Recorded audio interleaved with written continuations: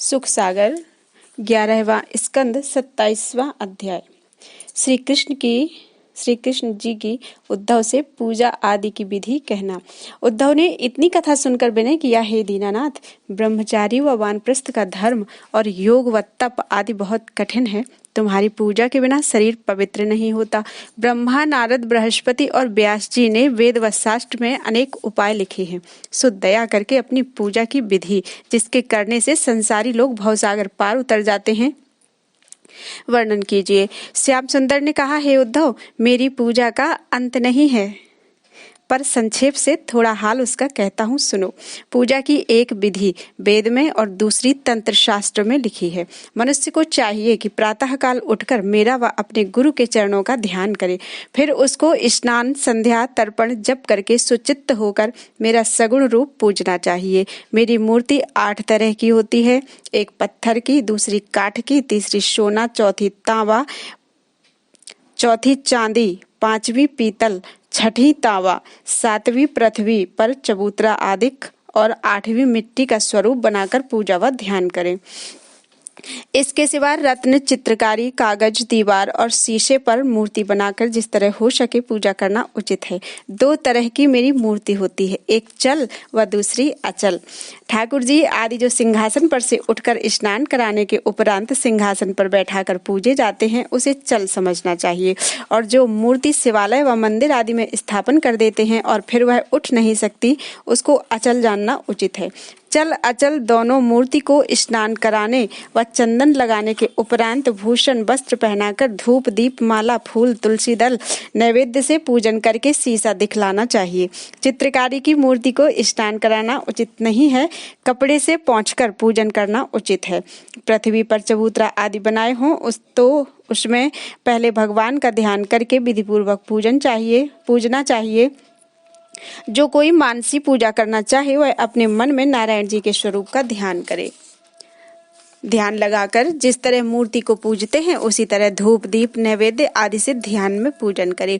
हमारा पूजन करते समय सुदर्शन चक्र, पांचजन्य, शंख, गदा, पद्म, धनुष, बाण, हल, मूसल, बैजंती माला, नंद, सुनंद, पुण्य, सुशील, गरुण, विशुक, सेन, सुनाम, नवों पार्षद, दुर्गा देवी, गणेश, वेदव्यास, इंद्र आदि देवताओं का ध्यान करना चाहिए। भोजन की जितनी वस्तु अपने को बहुत प्यारी हो उसे बनवाकर ठाकुर जी का भोग लगावे। कदाचित नित्य सब तरह का भोजन तैयार ना हो सके तो अन्नकूट आदि पर्व के दिन ठाकुर जी का भोग लगाने के लिए अवश्य 36 व्यंजन बनवाना उचित है। जो मनुष्य प्रतिदिन मिट्टी की मूर्ति बनवाकर पूजा करते हैं उसे आवाहन व विसर्जन का मंत्र अवश्य पढ़ना चाहिए। ठाकुर जी को पूजने वाले को वह मंत्र पढ़ना नहीं चाहिए। ठाकुर जी को पूजने वाले को वह मंत्र पढ़ना ना चाहिए। होम करने वाले को अग्नि में मेरा ध्यान लगाना और जल व सूर्य को भी हमारा रूप समझना उचित है। पूजा करते समय मेरे चरणों में मन लगाए रहें और पूजा करने के उपरांत साष्टांग दंडवत करके ठाकुर जी से हाथ जोड़कर कहें, हे महाप्रभु, मैं तुम्हारी शरण हूँ, मुझे अपना दास जानकर उद्धार कीजिए। इसी तरह नित्य पूजन के उपरांत चरणामृत लेकर ठाकुर जी का प्रसाद भोजन करें। विष्णु सहस्त्र नाम का पाठ करके मेरी कथा व लीला सुने। भजन व स्मरण करने में दिन रात लीन रहें।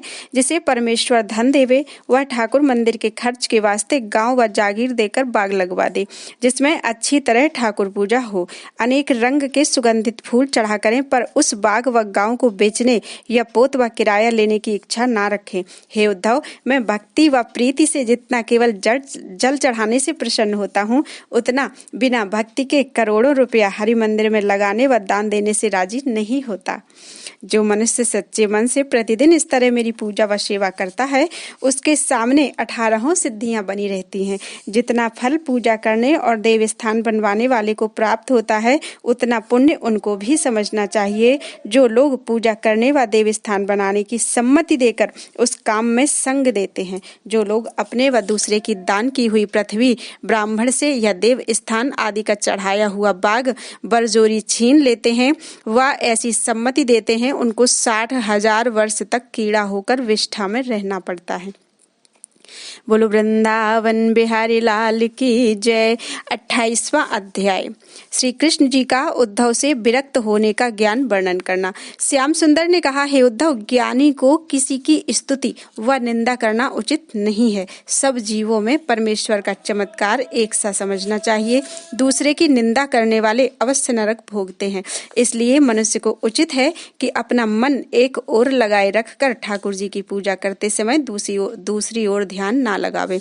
शरीर में एक आत्मा जो शुद्ध है और उसका ध्यान आठों पहर करता रहे। इस बात का मन में विश्वास रखे कि नारायण जी की माया के गुणों को साथ लेकर सब संसार उत्पन्न, पालन व नाश करते हैं। जब मनुष्य ऐसा विचार कर एक परमेश्वर को सच और संसारी व्यवहार को झूठा समझे, तब उसका मन विरक्त होकर मेरी ओर लग जाता है। जब आत्मा मन और इंद्रियों के साथ मिल गया, तब वह संसारी प्रीति में फंसकर माया जाल से नहीं छूटता। जिस तरह मनुष्य स्वप्न में अनेक वस्तु देखकर जागने के उपरांत उसे झूठा समझता है, उसी तरह संसारी व्यवहार मिथ्या है। केवल परमेश्वर का नाम सच जानना चाहिए। हर्ष, सोच, क्रोध, लोभ, अहंकार, भय, प्रीति, शत्रुता, जन्म, मरण, यह सब गुण माया के हैं। आत्मा उनसे बिलग रहता है। यह संसार नट और भानुमति के खेल के समान झूठा है। न आदि में था, न महाप्रलय में रहेगा। इसलिए मनुष्य को ज्ञान रूपी तलवार से संसारी प्रीति तथा मन और इंद्रियों की तृष्णा काट डालना चाहिए। जब उसने संसारी माया छोड़कर अपने मन व इंद्रियों को वश में किया, तब उसको घर व वन का रहना दोनों बराबर है। जिस तरह सोने का अनेक गहना बनवाने से नाम उसका पृथक पृथक होता है और वह सब गहना गलवा डाले तो केवल सोना कहलाता है, उसी तरह संसार के आदि मध्य में कांचन रूपी नारायण जी रहते हैं। उनकी इच्छा से अनेक जीव उत्पन्न होते हैं और बिलग बिलग उनके नाम होते हैं। महाप्रलय होने पर सारा जगत नष्ट हो जाता है। सब जड़ और चैतन्य परमेश्वर के रूप में समा जाते हैं।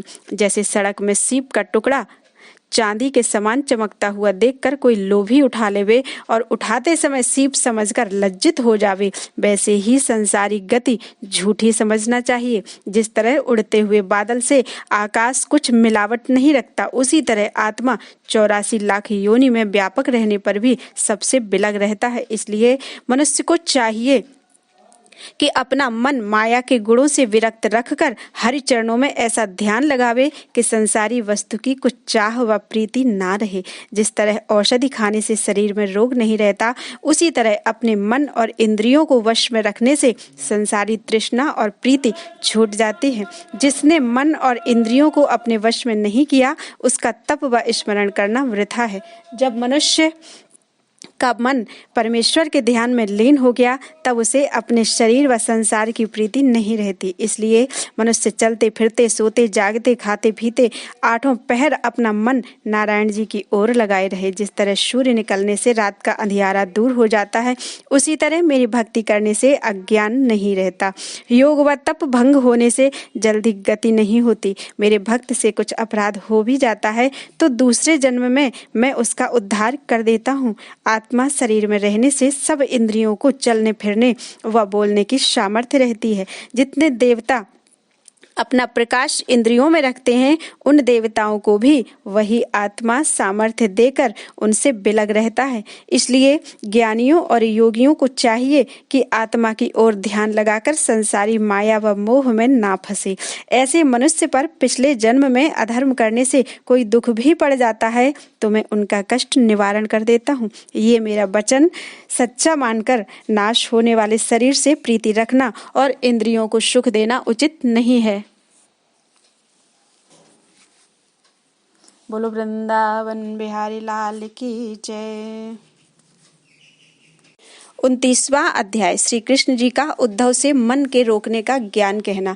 उद्धव ने इतनी कथा सुनकर विनय किया, हे दीनानाथ, आपने कहा कि मन को रोकना चाहिए, सो हवा से भी तेज वेग रखने वाले मन को रोकना बहुत कठिन है। कोई ऐसा उपाय बतलाइए जिसमें मन रोका जावे और हरि चरणों में प्रीति उत्पन्न हो। तुम्हारे सिवा दूसरा कोई इसका यत्न बतला नहीं सकता।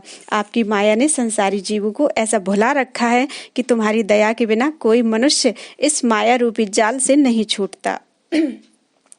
जहाँ ब्रह्मादिक देवताओं को तुम्हारा भेद जानना कठिन है, वहाँ संसारी मनुष्य हरि चरित्र समझने की कहाँ सामर्थ्य रखते हैं। यह बात सुनकर श्याम सुंदर ने कहा, हे उद्धव, जो कोई संसार में जन्म लेकर मेरे चरणों का ध्यान व स्मरण करता है, उसको धीरे धीरे संसारी प्रीति छूटकर प्रतिदिन हरि चरणों में प्रेम बढ़ता है। जहाँ तीर्थ पर मेरे भक्त व ज्ञानी लोग रहते हैं, वहाँ उनकी संगति में रहकर मेरा भजन व स्मरण किया करे और सब जीवों पर दया रखकर 84 लाख योनि में मेरा प्रकाश बराबर समझे। किसी जीव को दुख ना देकर जहाँ तक बन पड़े वहाँ तक मनसा वाचा कर्मणा दूसरे का उपकार करे। मन में यह अभिमान ना रखे कि उत्तम जाति व बड़ा मनुष्य होकर कंगाल व शूद्र को किस तरह पानी पिलाऊं और उसे छूकर भोजन दूं। जब तक मनुष्य परमेश्वर का प्रकाश ब्राह्मण व चांडाल के तन में एक सा नहीं समझता, तब तक वह अज्ञानी है। जिसने देवता, दैत्य, मनुष्य, पशु, पक्षी आदि 84 लाख योनि में परमेश्वर का रूप बराबर जाना, उसे कोई दुख देने की सामर्थ्य नहीं रखता। वह अवश्य मुक्त होता है। हे उद्धव, यह सब गुप्त ज्ञान हमने आज तक किसी से नहीं कहा था, सो तुझे सुनाया। इसको याद रखने से तेरी मुक्ति हो जाएगी। तुम भी यह ज्ञान हरिभक्तों और साधु महात्मा लोगों को सुनाना। जो मनुष्य चोर, लंपट, पाखंडी, लोभी, जुआरी, मद्यप, झूठे और जीव हिंसक हों, उपकार ना माने, उनसे मत कहना। जिस तरह अमृत पीने वाले को दूसरी औषधि खाने का प्रयोजन नहीं रहता, उसी तरह यह ज्ञान समझने वाले को अपने भवसागर पार उतरने के लिए दूसरा कोई उपाय नहीं करना चाहिए। जो कोई यह ज्ञान व हरिकथा सच्चे मन से सुनकर दूसरे को उपदेश करेगा, उसको हम यमराज की फांसी से छुड़वाकर परम पद देवेंगे। इतनी कथा सुनाकर सुखदेव जी बोले, हे परीक्षित, उद्धव ने यह सब ज्ञान सुनकर आंखों में आंसू भर लिया और श्री कृष्ण जी के सामने हाथ जोड़कर विनय किया, हे महाप्रभु, आपने दया करके ज्ञान का दीपक मेरे हृदय में प्रकाशित कर दिया और इस तरह माया रूपी अंधेरा छुड़ा दिया जिस तरह सूर्य निकलने से कोहरा नहीं रहता। तुम्हारी कृपा से मेरा मन विरक्त होकर स्त्री व पुत्रों का प्रेम छूट गया। आपकी दया का बदला कोई देना चाहे तो किसी तरह उऋण नहीं हो सकता। आपके कमल रूपी चरणों को बार बार दंडवत करके यह वरदान मांगता हूँ कि तुम्हारे चरण छोड़कर मेरा मन दूसरी ओर ना जावे।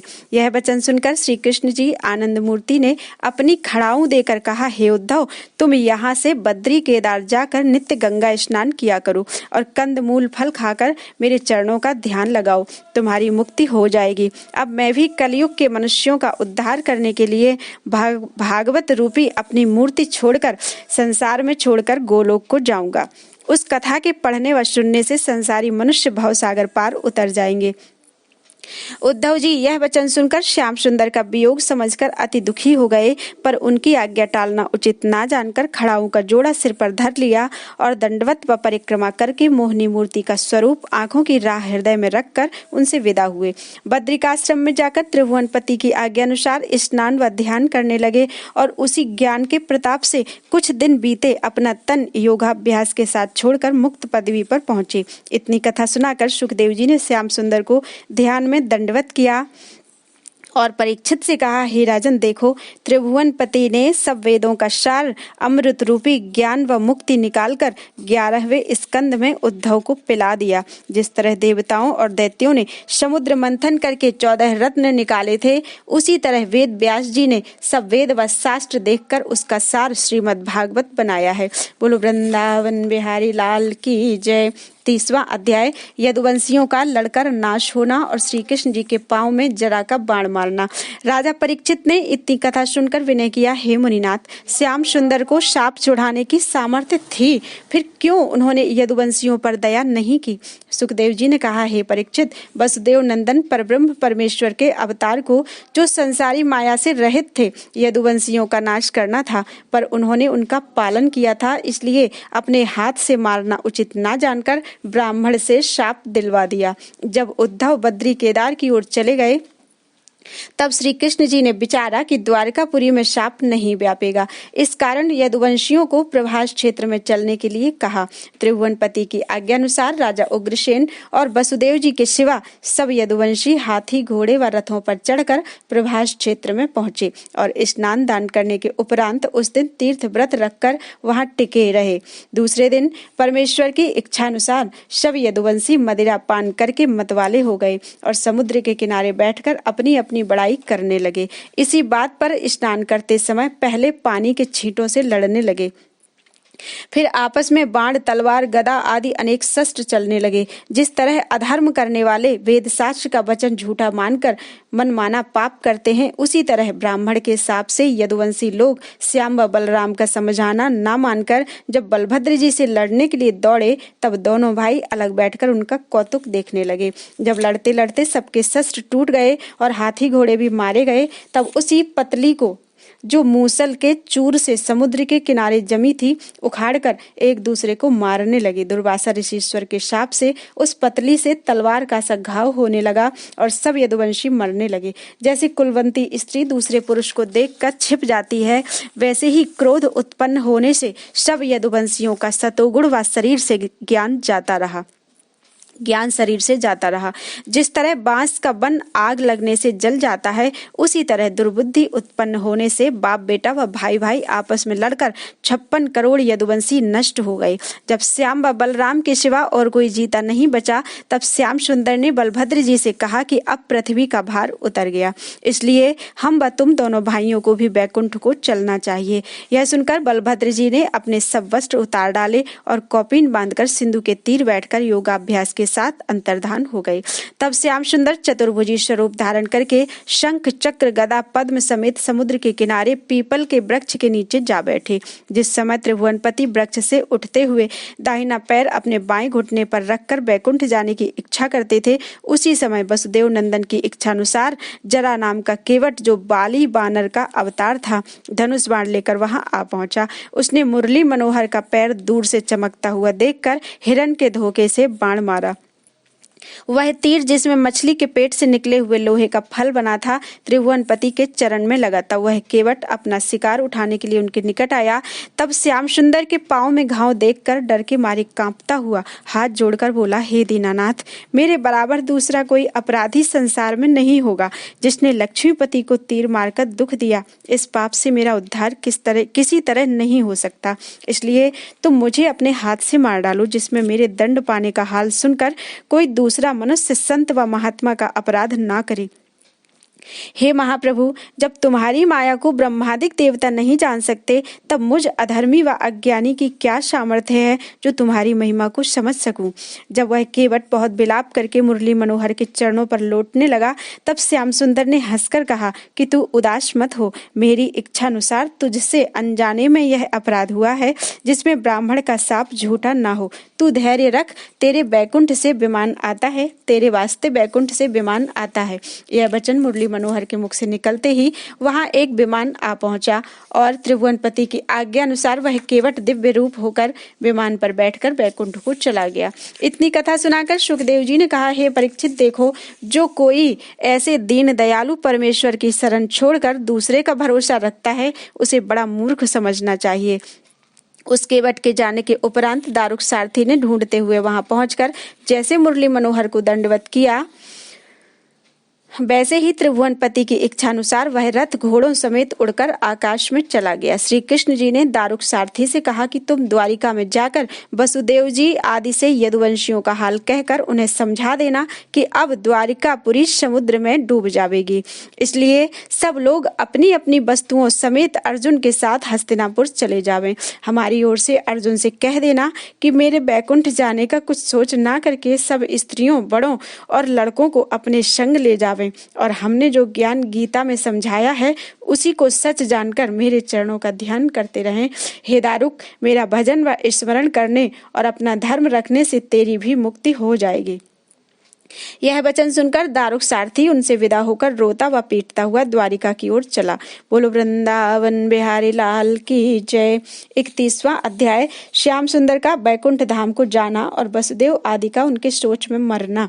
सुखदेव जी ने कहा, हे परीक्षित, जब देवताओं ने उस केवट को विमान पर चढ़े हुए बैकुंठ की ओर जाते देखा, तब ब्रह्मा, इंद्र, कुबेर, वरुण, गंधर्व, विद्याधर, चारण और किन्नर आदि सब देवता अप्सराओं को अपने साथ लेकर विमानों पर गाते बजाते और फूल बरसाते हुए जहां पर श्याम सुंदर बैठे थे वहां आकाश में आकर इस इच्छा से इकट्ठे हुए कि अब द्वारिकानाथ बैकुंठ में आते हैं, चलकर मोहिनी मूर्ति की छवि देख ले, नहीं तो फिर उस अद्भुत रूप का दर्शन कहाँ मिलेगा। हम लोग भी उनको अपने स्थान पर ले जाकर 2-4 दिन उनकी सेवा करेंगे। ऐसा विचार कर वे लोग मुरली मनोहर के चढ़ने के लिए अपने अपने लोक से दिव्य विमान ले आए थे।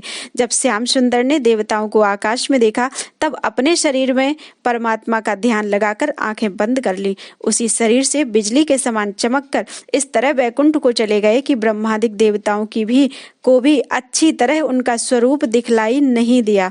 इतनी कथा सुनाकर सुखदेव जी ने कहा, हे परीक्षित, बैकुंठनाथ की महिमा समझना बहुत कठिन है, पर सब लोग अपनी सामर्थ्य पर उनका गुण गाते हैं। देखो, जो आदि पुरुष भगवान कैसे कैसे वीरों को मारकर गुरु का मरा हुआ बेटा यमपुरी से ले आए थे, वही त्रिभुवनपति मनुष्य तन धारण करने के कारण जरा नामक केवट के बाण मारने से बैकुंठ को चले गए।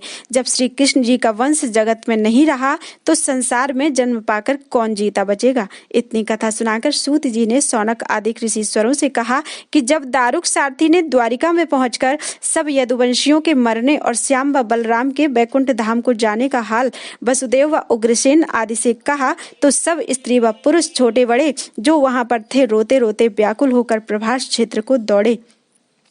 जब उन्होंने रणभूमि में पहुंचकर समुद्र के किनारे सब यदुवंशियों की लोथें पड़ी हुई देखी और श्याम व बलराम का दर्शन नहीं पाया, तब वसुदेव, देवकी और राजा उग्रसेन हाथ मारकर उसी जगह मर गए। रुक्मिणी और सत्यभामा आदि 8 पट रानियां और बलराम जी की स्त्री रेवती चिता बनाकर जल मरी। प्रद्युम्न आदि सब वीरों की स्त्रियां अपने अपने पतियों के साथ सती हो गईं। उस समय अर्जुन ने भी वहां पहुंचकर यह दशा देखी और दारुक के मुख से श्याम सुंदर की आज्ञा सुनी। उसने ऐसा सोच किया जिसका वर्णन नहीं हो सकता, पर श्याम सुंदर ने जो ज्ञान गीता में अर्जुन से कहा था वह समझकर अपने मन को धैर्य दिया। सब लोगों ने अपने अपने घर वालों की लोथें जलाकर शास्त्र के अनुसार क्रियाकर्म किया और जिनके कुल में कोई नहीं बचा था उनका अर्जुन ने दाह किया। जब त्रिरात्रि वहां पर हो चुकी, तब अर्जुन अनिरुद्ध के बेटे वज्रनाभ और जो स्त्री, बूढ़े और बालक बच गए थे अपने साथ लेकर हस्तिनापुर को चले। उसी समय श्री कृष्ण जी के रहने के स्थान के सिवा और सब द्वारिका समुद्र में डूब गई। अब तक वहां कभी कभी श्याम सुंदर का मंदिर बिजली की तरह चमकता हुआ दिखलाई पड़ता है। जब अर्जुन ने हस्तिनापुर पहुंचकर यह सब समाचार कहा, तब युधिष्ठिर आदि 5 भाइयों ने हस्तिनापुर की राजगद्दी परीक्षित को और इंद्रप्रस्थ व मथुरा का राज्य वज्रनाभ को, जो श्री कृष्ण जी के कुल में बचा था, दे दिया। और आप 5 भाई विरक्त होकर उत्तर दिशा को चले गए और हिमालय में गलकर मुक्त पदवी को पहुंचे। इतनी कथा सुनाकर सुखदेव जी ने कहा, हे राजन, जिस दिन श्री कृष्ण जी बैकुंठ को पधारे उसी दिन सत्य व धर्म संसार से उठकर उनके साथ चला गया। पर जो कोई इस स्कंध को मन लगाकर पढ़े व सुनेगा वह अनेक जन्म के पापों से छूटकर मुक्ति पावेगा। बोलो वृंदावन बिहारी लाल की जय।